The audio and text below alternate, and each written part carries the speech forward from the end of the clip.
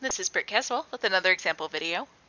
In today's video, I'm covering example 3 from section 9-4 in the SavvasRealize Algebra 1 textbook. The goal of today's video is to solve equations in the form ax squared plus b equals c. So, if you've noticed through these examples, we've gotten a little more complex, right? So we've started with just an x squared equals a number. Now, then in example 2, we did when a number is being multiplied to the x squared. Now we have a number multiplied to the x squared, but we're also adding or subtracting something.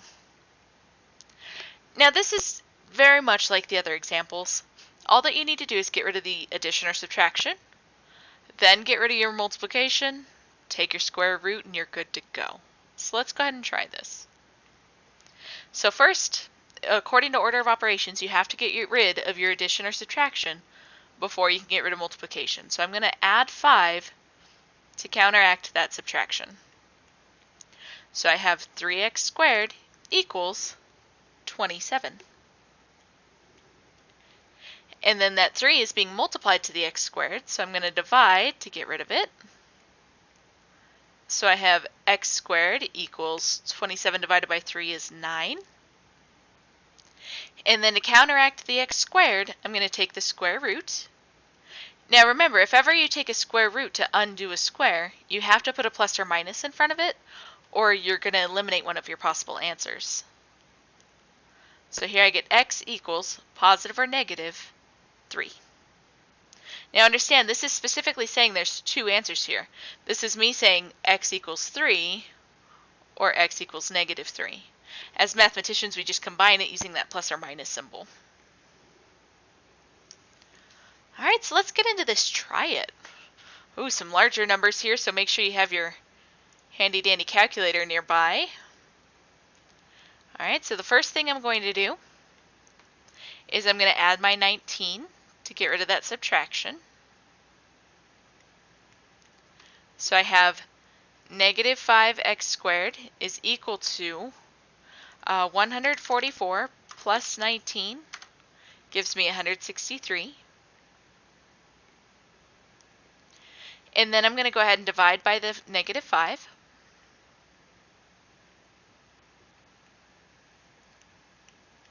And so here I get x squared equals negative, ooh, that's kind of ugly, 32.6. But I can actually stop here. The reason why is when I go to take the square root here,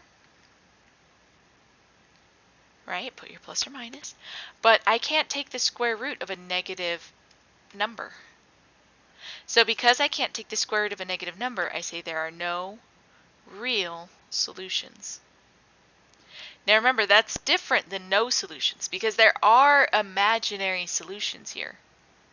It's just you don't learn about imaginary solutions till later on. So let's go ahead and try just one more. Alright, so here I'm going to subtract the 17 to get rid of the addition. And I get 3x squared equals, I don't know what that is, so 209 minus 17, 192. And then to get rid of the 3, I'm going to go ahead and divide by 3 on both sides.